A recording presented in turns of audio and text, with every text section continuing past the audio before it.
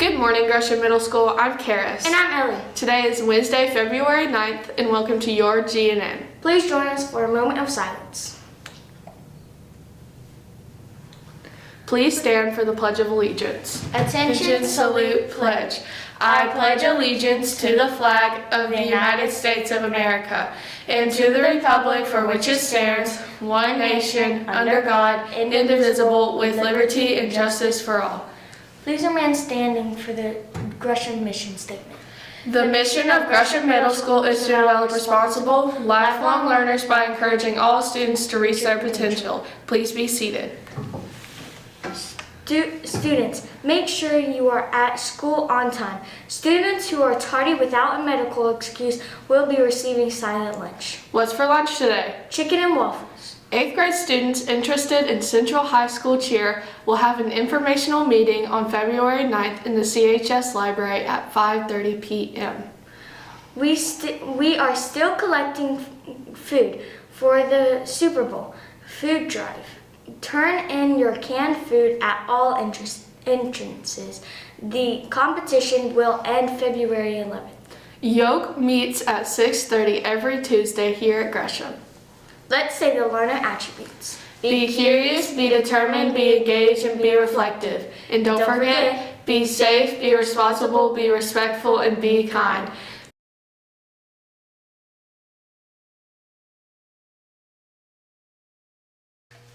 Good morning, Gresham Middle School. This is Mr. Dave again, and today I would like to introduce an interview led by Miss Jernigan, interviewing Miss A.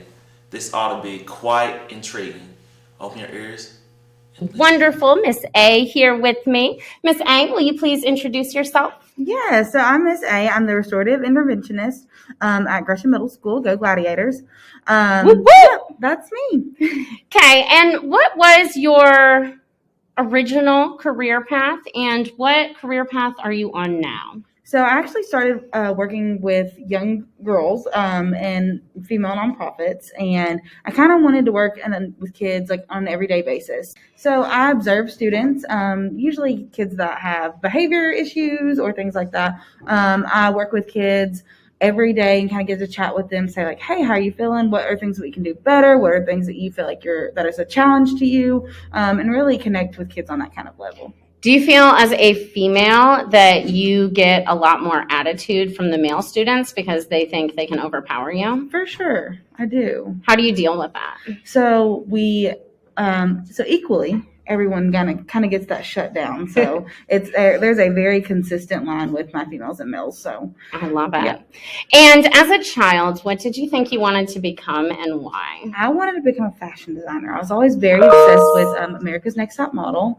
It was one of my favorite shows growing up. Me and my sister would watch it every single night when we could, and I actually really, really enjoyed that. What do you think overall has been the greatest adversity that you have faced in your life, and how did you learn to overcome to try to adapt to it? Gotcha. So going throughout school and things, I am biracial, so I'm Panamanian and Black. My mom's Panamanian, my dad's Black. So for those that don't know, Panamanian is a part of the Hispanic culture. I was about to ask that. Yeah, to clarify. Yeah, it's located at the bottom of Central America. So my mom, she does speak Spanish. I think, but growing up, it was very hard for me because I am light skinned, and so I didn't really know what group to mesh in, and I played softball, and so of course those girls were my friends. I was the only person of color on my softball team for about 3 years, and I struggled in school finding out who my people were or what group I was in, and it's not so much like that because as anymore, but it was a really big challenge growing up. Oh. So actually, when I was in high school, I think The Princess and the Frog came out around that time, Yes. and I became obsessed with it because it was someone that looked like me out of so many princesses. So yeah. What are the biggest ways that you have had to adapt to any challenges or obstacles when you have been pursuing your passions? Yeah, so softball, like I said, is probably one of my number one passions. But being a female and being a person of color, not everyone thinks I know what I'm talking about all the time. So that has been something I've had to try to overcome. How has that shaped your mindset, like trying to overcome? I would say it shaped my mindset in a way that, like, I want to do better and I can prove those people wrong in a way. Yes. So, like, always asserting myself when I walk into a room, or always being confident when I walk into a room. Kind of Absolutely. having that mindset every time, like, yes, I am worthy. I am better than what people think I am. Positive affirmations, Yes. 100%. Are there any major setbacks that you have faced in your career that you were just thinking, I may not be able to overcome this? This is overwhelming. So I graduated from Hiwassee College with my associate's degree, and sometimes I feel like that really puts me down sometimes, compared to someone that has their bachelor's degree, but I've had a lot of experience in areas. So I feel like that has kind of been an obstacle in a way that, like, okay, when you look at me on paper, yeah, I might not be as qualified as the next person, but when you meet me, I feel like I'm just as qualified as anyone else. Yeah. Overall characteristics and qualities should outweigh some of the deficits you might have in a comparative way on a resume, but people have to actually physically meet you to be able to Exactly. see that. Exactly. I love that. That's a really difficult point for students to understand as well, how education and career goals can lead into a future.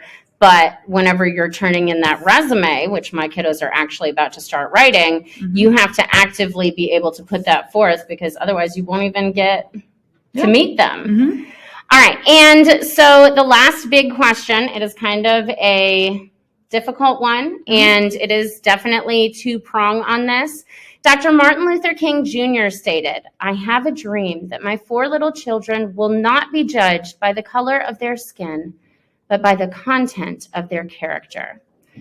In the year 2022, do you feel that in America we have currently accomplished his dream? Why or why not? I'm going to give an honest answer, and I'm going to say no. Actually, recently I've been traveling back and forth from North Carolina, and actually I feel more stared at now that I'm actually like kind of noticing my surroundings and looking at people around me. And I feel like, I can walk into any room and people are just going to be like there's an attention to me. Yes. When there shouldn't have to be. I know that, funny story, the first time I went to a gathering with my husband, we had everyone out of like 250 people, everyone there was black. And so we're in and we're all together and we're getting this giant photo taken, and someone came up to me and they said, "It's okay, baby, we're going to color you in." And I was just like, oh, that's funny. Yeah. But those little things, those little nuances, as they build up, it starts to make acclimating with everyone else a little bit more challenging. So I completely understand where you're coming from with that. Yeah. Well, thank you so much for being so candid with us. Do you have any advice for any of our students who might be thinking about a career and helping people who are on a struggling path? I would say to always have the confidence to want to speak to someone, or even speak out, for sure. I think that a lot of the times children or anyone doesn't really want to talk about their feelings, one, because they feel like they aren't important, when mental health is extremely important. To put yourself out there and talk to someone, even if it's a stranger. And that really touches close to home, because you never know who's going to need you to talk to them the most. Yes, and you never know what people are going through, so be kind to the next person that you see. Absolutely. Thank you so much for interviewing with me today. Yes. That's it for the morning news, as Miss Parker always says. All right, boys and girls, it takes hard work, plus determination, plus self-discipline to equal success. And success you shall reach here at Gresham Middle School. Let's have a great day.